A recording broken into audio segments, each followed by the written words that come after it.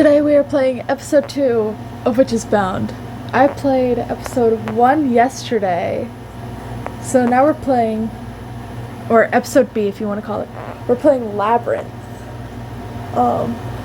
This is gonna be so fun. I have played this game before. I have played both of these. There has been a new update, so this is why I'm making videos of me playing through it again, so that way I can kind of refresh my memory. I did lose all my progress, though, if you can't tell. It looks like we've gotten new gallery images that we can get, so yippee! I'm so excited. So let's get on Labyrinth. Oh god, okay. What's a voice for this guy? Because I don't think I did a voice for him last video. I have a theory that he's like Damien from like a past life, which I think I talked about in the last video. I think. If I did, it would make sense why I would say that in this one. Whatever. Hey, witch, having fun? Who are you? I've seen you before. No need for names. I'm here to take a look at some stuff. Your world has become quite interesting lately. I'm confused. As you should be. But you will help me find some answers. Me? Oh, you've changed quite a bit from the last. Right. Of course you don't. I forget that sometimes. We'll have a proper conversation when the time is right. Stay safe, witch. Wait!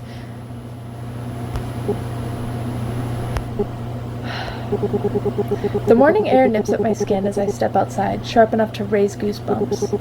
The street is empty, no cars, no joggers, just the faint hum of a flickering streetlight overhead. Another weird dream last night. I'm wide awake, but my body feels sluggish, my mind a step behind. The house is quiet. No sign of Damien. Seems like everything is peaceful lately. I wonder if it's gonna stay that way. We'll see. I do remember something from this game, which I'm kind of nervous for, because I don't remember. I might just be crazy, but I don't know. I step back inside, heading toward the kitchen, already craving my usual routine of coffee and, oh, nothing. Just coffee and willpower today, huh? June had mentioned some new pastry recently. Maybe I should check it out later, if I could spare the change. I prefer my coffee in comfortable silence, letting the smell chase away the lingering fog in my mind. Then, the front door clicks open. Before I can react, there's a rustle of plastic bags followed by a smooth, familiar voice. I wonder who it is. Morning, Allie. I nearly dropped my mug. Rolling around, I find Damien standing there, grocery bags hanging effortlessly from his fingers. His expression is lazy amusement, as if he expected my reaction. You could try knocking. My voice sounds sharper than I intended. That scared me. He shrugs, kicking the door shut behind him. Why knock when I live here? Plus, my hands are busy. He has a point, though I'm not... I have a stutter. Okay, I stutter a lot, so I'm sorry if I stutter on sentences. He has a point, though I'm not about to admit it. Instead, I take a slow, deliberate sip of coffee, watching as he carries the bags to the corner. Groceries? Mm-hmm. He sets the bags down with a thud, the sound echoing in the small kitchen. I notice the fridge is a little empty. Something twists low in my stomach. Not quite shame. It's embarrassing, really, to have someone else notice the state of our fridge. Part-time work barely covers rent and the bare essentials, leaving little room for anything beyond the basics. I've gotten used to skipping meals or grabbing something cheap at the cafe, but having it pointed out so casually makes me feel exposed. I just don't Eat at home usually. I mutter, eyes fixed on the safe. Neutral shape of my mug. Oh. Sorry. I mutter, eyes fixed on the safe neutral shape of my mug, like might shield me from the further embarrassment. Damien arches a brow, his lips twitching like he's firing back some smart-ass comment. Really? You better start. I'm a passionate cook, you know. The statement catches me off guard. I glance up at him, unsure if he's joking or serious. His expression gives nothing away, but there's a glint in his eyes that suggests that he's already made up his mind about something.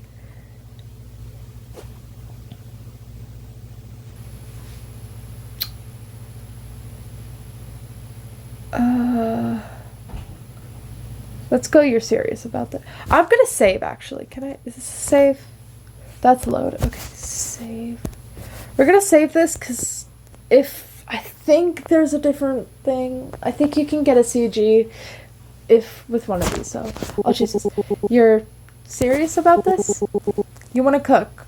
For me. I tilt my head like I'm not already internally drafting my will. It's been so long since someone offered to do something like this for me.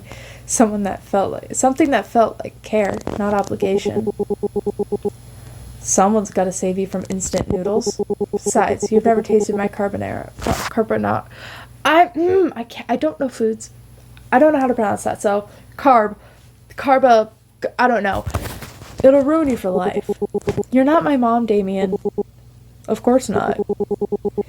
He leans in, his voice dropping to a conspiratorial whisper.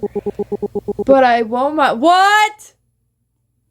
This was it. I was not crazy. I did remember this. Okay. Sorry. I did remember this. I'm not crazy. I'm scared. I don't know if I want to say that. Okay. But I wouldn't mind if you called me daddy. I hated that. And I know there's more. I choke on air, because of course he'd say that. I scrambled for a comeback, my mind racing. But he's already turned back to the groceries, laughter rumbling in his chest. A vacuum-sealed salmon fillet glistens next to organic avocados. Oh my god, I love avocados! Sorry.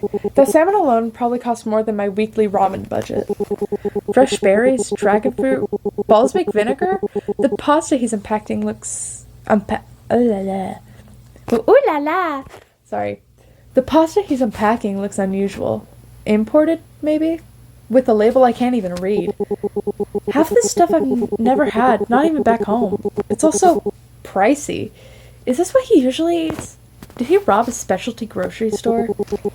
My eyes flicker between the groceries and Damien. Wait, you like Italian cuisine? Yeah, my mama. Yeah, my mother was Italian. He said it so casually, like it doesn't mean anything. The word was catches my attention. He shrugs it off, tossing me a look that says, "You caught that, huh?" without needing to speak. Me too! Me too! Me too, man! Me too. Not about the Italian part of my mom, but like... was. How'd you guess? The pasta? The balsamic vinegar? I nodded the bottle, its label stamped with a caress. That's not the cheap stuff. I guess it was a little obvious. Never had it drizzled over strawberries? I can't even afford strawberries. The words leave before I can wrestle them back. Rookie mistake. In this economy, it's understandable. Lucky for you, your housemate is rich. You're rich? Family money? Yeah, something like that. I want to ask more, but he instantly changes the subject. What do you like? He lines up steak cuts like they're dollar store notebooks, casually sorting through the bags. His love for interpretations is betting on my nerves. But maybe he's not comfortable with the topic, so I guess I'll just drop it. But I blinked, noticing I didn't catch his question. Food. Preferences. You know, like basic human things. His voice is casual, like we're friends catching up. You really don't have to. Stir fry, curry. I make decent eggs Benedict. That's a lot of work. That's a lot of work. Is he really offering Eggs Benedict? That's a lot of work. I've heard it's pretty good, but I'm a picky eater, so... Sorry. He holds up a jar of pale miso paste. God, okay. He holds up a jar of male miso paste, his expression lightening with the enthusiasm. Ever had miso glazed cod? Game changer. Damien. My voice cracked slightly. No, it did not. I did not do that crap. I didn't know. We're not... I trail off, unsure how to finish the sentence. Roommates who share meals? Friends? I'm gonna save again. Cause... I might go... Oh my god, I have something. Okay. I might go through different routes in a different video. I don't know. Or if this video is not an hour long, then I'll go back. If you're my chef, do I get to complain? You could try, but I guarantee I'll make you take it back. I hesitate, weighing his words in this situation. Won't that get expensive? He tilts his head, studying me with a wolfish curl of his lips that doesn't quite reach his eyes. You're overcomplicating it. He plucks a strawberry from the carton, rolling it between his fingers. Food's just food. You eat it, you enjoy it, you move on. His nonchalance grates on me, though I can't quite put my finger on why. Maybe it's the way he says it. Like it's that simple, like the word bends to his will and always has. Easy for you to say, I mutter, nodding at the miso. Is it miso or miso? Miso paste. Not all of us shop at Rich People Are Us. Funny. The words come out sharper than I intended, laced with the bitterness I didn't realize I was holding on to. Nothing comes for free. Damien's mouth quirks upward, half challenge, half invitation, as if I've just handed him a new game to win. He sets the strawberry down with deliberate care, like placing a chess piece. Relax, Prince. I never had problems with sharing. Plus, all you have to do is eat my food and compliment my flawless skills. I roll my eyes, about the only defense mechanism left in stock. Remember my ego? Yeah, I need that stroked real good. I apologize for me being like this. Remember my ego? Yeah, I need that stroked real good. The words hang in the air, heavy with double meaning. I made a TikTok about this, how I caught on to that double meaning a little too quickly the first time I played through this. My tongue pressed against the back of my teeth. Of course he'd say that. The type toss crumbs to stray cats just to watch them follow. You are the best man on earth, the kindest of them all, the handsomest angel. Stop that.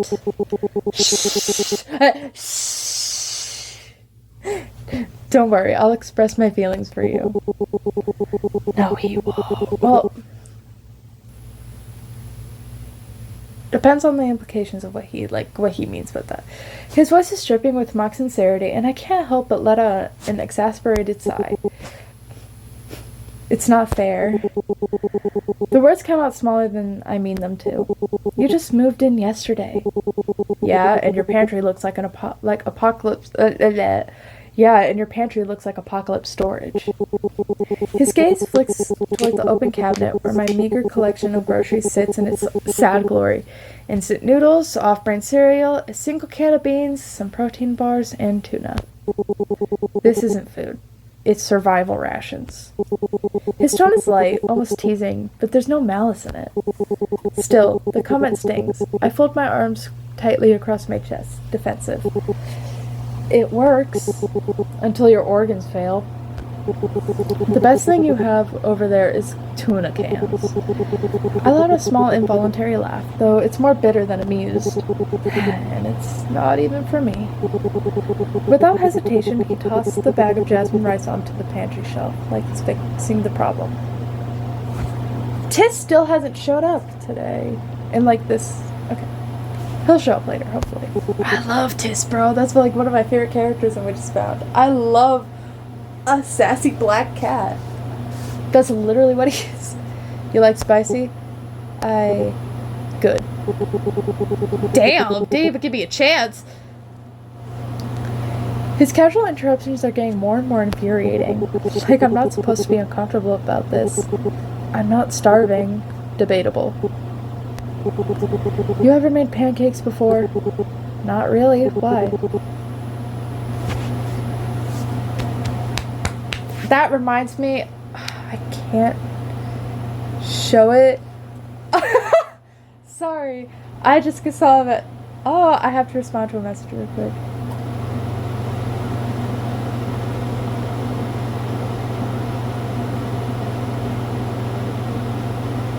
I can't type. Till now. There it is. Okay. I can type.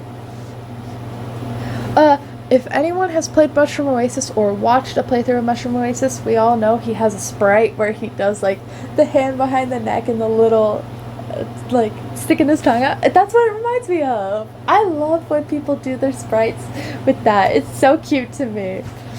Because you're helping. Again, with the same tone as if it's the most obvious thing in the world. Like he's already decided this too. In my opinion, it's just formality. Alright, I can help. I forgot to save! Can I? No. Okay, whatever. It's not a big deal. His features light like he won some kind of battle, and before I know it, a mixing bowl is in my hands. What? I don't remember this. Why am I being called a good boy? I just met you yesterday, sir. Okay, I'm not even gonna say that. I'm not even gonna read that.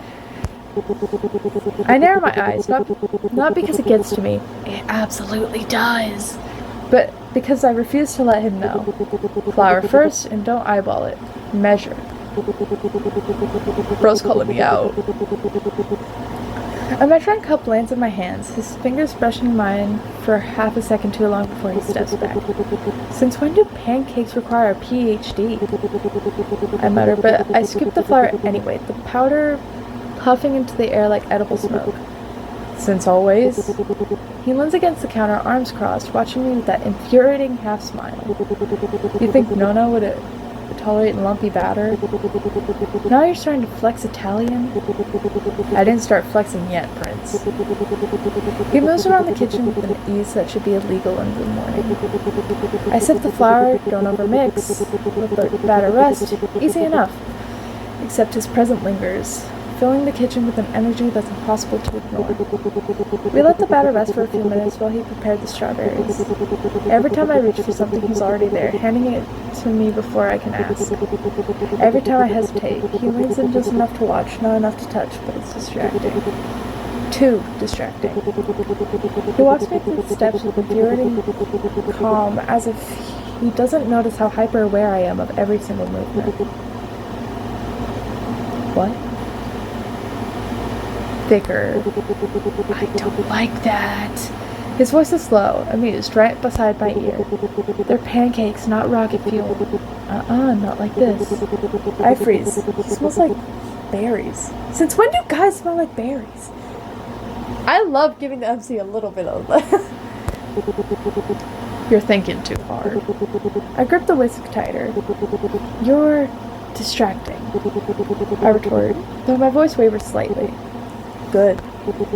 His lips curve, barely suppressing amusement as he reaches around me for the vanilla extract, his chest briefly pressing against my back.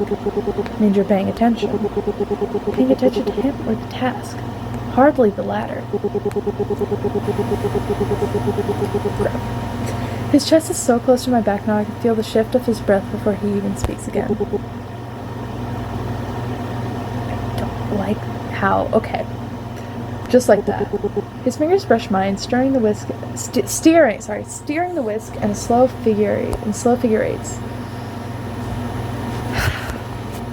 Okay, saving. Come on. Oh my gosh. I'll play along. His touch is firm but gentle, and it sends a shiver down my spine. We got another CG chat. His hand tightens over mine, warm and steady, and for once I don't fight it. There you go. His breath goes over my ears, softer now, the teasing's edge sanded smooth. Slow, like you've got all the time in the world. Why are you... Shh. I'm not good at dialogue, if that wasn't obvious. His thumb brushes my knuckle. Damn. Damn what? His voice is a rumble, closer than before. I think we should give the pancakes I can't. I think we should give the pancakes names now. What? You know, like they're our kids. The words hit stupidly hard for something so dumb. For a wild second, I seriously considered throwing something at him. His laugh curls through the air, long velvety. You're insane. I managed, my voice strangled. Insane? Nah, visionary. Come on, what are you naming the first one? I swallow. My throat's too tight, my pulse too loud. Lumpy. Lumpy? My throat! Oh my god! I have no water. Okay, I'll be fine for the rest of this. The word bursts out of him, a startled bark of laughter that shakes his shoulders. For once he looks genuinely undone. The carefully crafted smug bastard's mask slipping. Cruel. And here I thought you'd go for Damien Jr. Hell no, never! Only... Only if you want child support. Careful, Prince. His voice dips, scraping rough over the word Prince. I might take you up on that. They're pancakes, Damien. Our pancakes, and now I'm emotionally invested. I hate that you're kind of making me invested too. See? Visionary. The air crackles. My lungs forget how to work. Then he grins. Oh my god, my voice. And then he grins. Sharp and dazzling. The moment shattered. Kidding. But seriously, Lumpy, after all our hard work, horrible father. He moves to the stove. The stove. Stove, not stove. That stove. What is a stove? Okay. He moves to the stove with infuriating nonchalance, leaving me there. My cheeks burning, blazing so red that tomatoes would shrivel in envy at the competition. I for real just flinched because that sound effect. Are you kidding? Okay. I hope my voice can last through this. The first pancake lands in the pan with a hiss, its edges bubbling into golden lace. He flips it with the flick of his wrist. The smell of browned butter and vanilla oh my god, fills the kitchen. Thick and sweet, enough to punch through my defenses. Then my stomach betrays me with a loud, unmistakable growl. Damien pretends to be focused on the stove, but I catch the amusement in his eyes. Hungry? His tone is dripping with amusement. I didn't have any breakfast yet. He plays the pancakes with practice ease, stacking them into a tower that wobbles slightly. Oh my god, it looks so good! I don't even like strawberries! Anyway, another image to the gallery. Sorry. He layers them with fresh strawberries and cream, like he's done this 1,000 times. The pancakes are finished too quickly, flawless, annoyingly flawless. Damien steps back, admiring his work with a satisfied smirk. Done. He declares as if just unveiled a masterpiece. And maybe he has. The pancakes are golden and crisp at the edges. I can almost taste them. Alright, taste test. He smears a bite on his fork, a single strawberry burns, but balanced precariously. He holds the fork out to me, waiting. I back up instinctively, my hands coming in a defensive gesture. I can... Come on. Get back, woman! Sorry. He steps forward, cornering me against the counter. Apologize to your son. The fork hovers just in front of my lips and I hesitate. My brain trips over itself trying to reboot. His eyes flick to my mouth, then back to mine, and for a moment the air between us feels charged. I lean in, of course. He shifts the fork just out of reach, his eyes glinting with fox-like mischief. Closer. His voice is low, teasing command. Is a low teasing command, sorry. Damien. I protest, but he's already leaning in, his free hand settling on my waist to steady me. My brain short circuits. Get back, woman! Oh, my butt. Oh, fuck.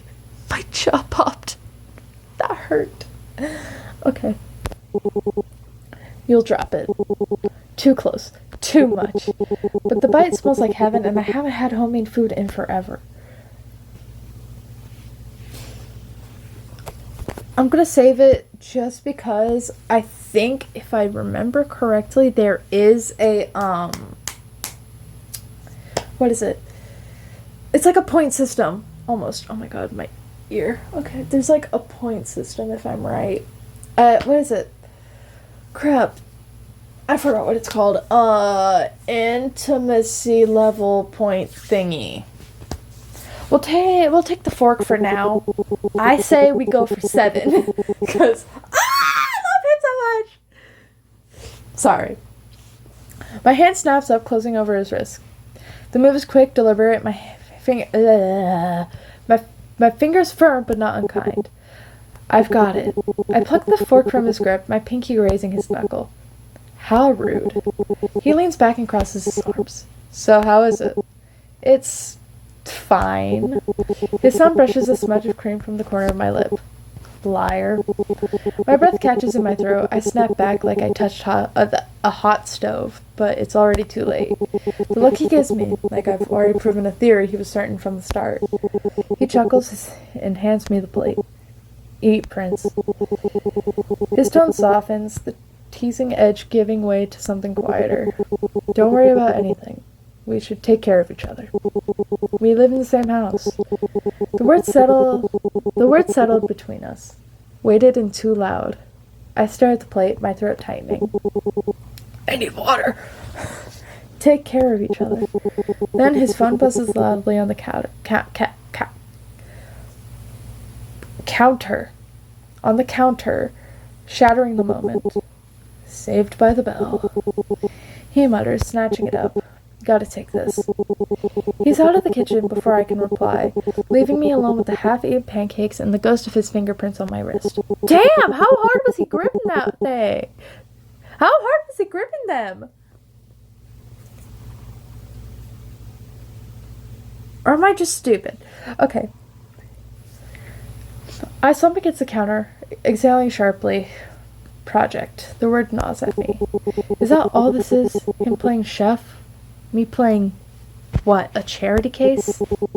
I slip away to my room. I should get ready for that other project. My phone rings with a notification. Oh, I love her. Oh, I didn't even realize her profile picture. That's so cute. Oh, June's profile picture is so cute in this. Hey, Ellie, look at this. I want those cookies so bad right now. I want cookies. Made those myself. Well, you made those? They look amazing. Load. I'd offer you some, but you might have to actually leave your cave and socialize. Kidding, but seriously, come try them sometime. You won't regret it. Definitely. I should feel lucky, but instead I just feel tired. I sigh, locking my phone. Yet again, I'm saying what someone wants to hear. I fumble with my backpack straps, adjusting them as I step into the kitchen. The faint scent of coffee lingers in the air, mingling with the buttery aroma of the pancakes Damien made earlier. He's still wandering around the kitchen, rearranging things with quiet efficiency that suggests he's settling into the space according to his own logic. You're going somewhere? Got community work today. Damien's eyebrows lift slightly. Community work? And some extra credit project. Cleaning up old houses or something. That's interesting. Where exactly is this happening? I shrug. Some old neighborhood across town. Why? Just curious. His smile returns as he leans against the counter, arms crossed. Sounds like a unique way to spend a weekend. Are you sure it's necessary? Old houses can be dangerous. More like a waste of time, but credits are credits. I mutter, zipping up my backpack with more force than necessary. We've hit the 30-minute mark. We have 30 minutes to finish this day. I'm trying to make this at most exactly an hour, so I can also do some stuff on TikTok with these, because my last one I couldn't do anything with on TikTok. Damien nods, his eyes following my movements. You know, there's always places I'd avoid. Be careful, Prince. His voice drops, almost a whisper, especially with old houses. Well, good luck out there. There's a pause, the air between us thick. See you in the evening. I pause at the doorway, glancing back. Something in his tone catches my attention, but his expression remains friendly. Thanks. I hesitate for a moment, my hand resting on the doorframe. Maybe I should pick up some pastries if I have the time. I could thank him for the pancakes. The thought surprises me, but it feels right. I smile slightly and wave him goodbye before walking out the door. The streets are nearly empty, just the way I like it. Solitude gives me space to think, to mentally prepare for the headache that is group work. I've never been fond of collaborative events. There are always people who don't pull their weight, leaving others to pick up the slack. It's exhausting, and today promises to be no different. A short bus ride later, I step off at my stop, the map on my phone guiding me into a unfamiliar part of town. The neighborhood feels like it's been frozen in time, but definitely well kept. Oh, what the fuck is that smell? I'm crazy. Okay. I'm looking for a church, a landmark on the way to the abandoned house that's today's project site. When I finally spot my destination, I slow my pace. Here we are, chat. Beautiful house. I love this house, design. It's so pretty. The house stands like a forgotten relic, its once grand facade now faded and covered in ivy. Crap. Weeds choke the front yard, and the windows, though intact, are grimy and dark. Sorry, my throat is killing me. A group of students is already gathered near the entrance, chatting and laughing like they're at a social event rather than a work project. I take a slow breath and step forward. That's when I noticed him. 7! Ah! If you can't tell, I have a favorite in this game. 7, the guy from the cafe. His mess of blonde and red hair is unmistakable, strands falling lazily over his fair features. He's standing apart from the group, scrolling through his phone with an expression that screams disinterest. His posture is relaxed, almost too casual, like he's already mentally checked out. He notices me before I decide to do anything and walks up to me, his hands shoved into the pockets. Didn't expect to see you here. His voice is low, almost bored. There's a flicker of something in his tone. Surprise, maybe? Or curiosity? I shift my bag on my shoulder, trying to match his nonchalance. Yeah, small world, I guess. Didn't peg you for the group project type either. Peg, sorry. He shrugs, his posture is loose, almost lazy, like he's saving energy. I'm not here willingly. His tone is flat, but there's a flicker of annoyance beneath it. You really look like you're not too happy about being here.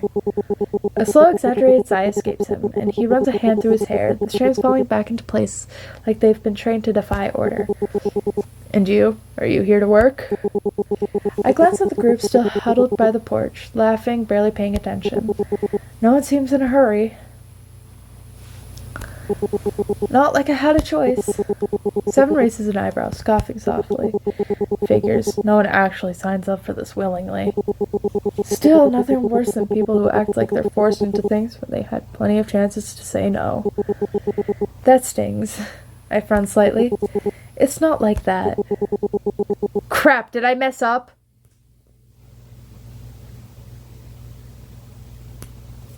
I think I messed up. No.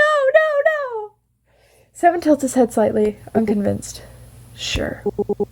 There's another pause, longer this time, and I could feel the weight of his gaze on me. It's not uncomfortable exactly, but it's intense, like he's waiting for me to say something more. My gaze drifts to the darkened windows of the house. You ever been inside? No, it looks like it's seen better days, probably full of spiders and bad vibes. Charming. He exhales through his nose, his lips curving into something almost smug. You scared? No, I've survived worse. My voice is steady, but there's a flicker of defiance in my tone. I don't want him to think I'm rattled, even if the house does give me an uneasy feeling. Bad vibes and I get along fine. He seems a little surprised, his eyebrows lifting slightly before he shrugs. Sure, suit yourself. I notice there are several adults, likely from the charity organization. Oh, I don't have a voice for this. Alright guys, we've got a lot of work ahead. 7 rooms and the attic to clean. Everything you need is in the kitchen. Break into pairs and try to get most of the garbage out. Please be careful and don't hurt yourselves. I just gave him the voice because I don't think we hear from them again. We all head to the kitchen. It's cramped with everyone squeezing in, grabbing supplies. Some boys even ask Seven to join them, but he just shrugs them off. I'll check out the other rooms in the basement. He says it offhand, like the matter's settled, and walks away without waiting for a response. The others look confused, exchange glances, but the leader just waves it off and starts explaining. The house belongs to the church. The priest sent his son to look around, just let him be. That's kind of rude, but who am I to judge? Everyone else quickly pairs up, chatting as they divide the tasks. I stand awkwardly back at the door, my hands clutching the straps of my backpack. I guess it's no surprise no one's rushing to partner with me.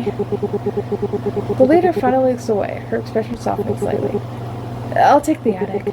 I say it quickly, trying to sound confident, but my voice comes out quieter than I intended. Are you sure? Yeah, I'm sure. I grab a broom and head upstairs. The stairs creak under my weight, each step echoing through the empty house. Okay, I love this part. This is fun. I like this one. I saw a sneak peek of, I got 2 spoilers of what the next, what the new update is about. It has, and we come back to here, I think. I think it's what happened. I think we come back to here. I'll be playing that update for the first time. The midday light filters through the dirty windows, casting long, jagged shadows on the walls. The air feels heavier the higher I climb, thick with dust and the faint scent of decay.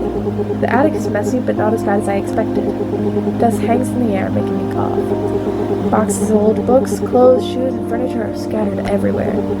I take a deep breath and start with the books, rearranging them into neat stacks.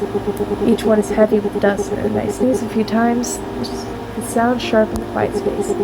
As I work, I uncover a doll with one missing eye, its face half buried under a pile of clothes. Its remaining eye stares up at me, glassy and unblinking, and I set it aside carefully, avoiding its frayed seams. Someone must have loved this once. Or hated it. The thought lingers in my mind as I continue cleaning, the attic slowly taking shape under my hands. The silence is almost comforting. It's almost comforting. Broken only by the occasional creak of the floorboards or the distant sound of laughter from below. I guess they're having fun. The piles start to shrink. The attic looks a bit more organized. I wipe. The music suddenly kind of going a little bit quieter scared me. I wipe the sweat from my forehead, feeling strange satisfaction. I'm doing a good job here, I guess. Why no one checks up on me, though? I might as well do nothing and no one would notice. Ah, yes! Oh, okay.